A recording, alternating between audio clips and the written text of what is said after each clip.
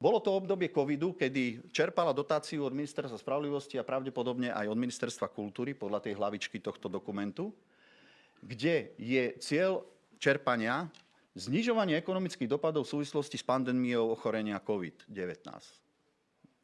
Už to, že dostala vôbec v tomto roku nejaké peniaze a nemalé, by som povedal, že je alarmujúce a mali by sme sa tým zaoberať vážne.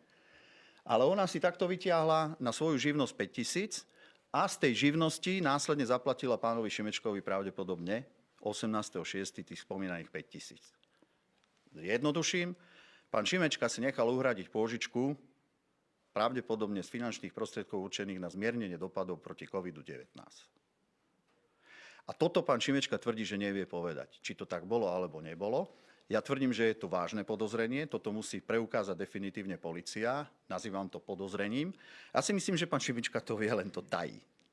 On to nechce jednoducho takto povedať, pretože toto nám zverejnili, my len vychádzame zatiaľ zo zverejnených údajov, keďže účtovníctvo je len zrekonštruované, my nevieme samozrejme, čo všetko obsahovalo to originálne a kompletné účtovníctvo.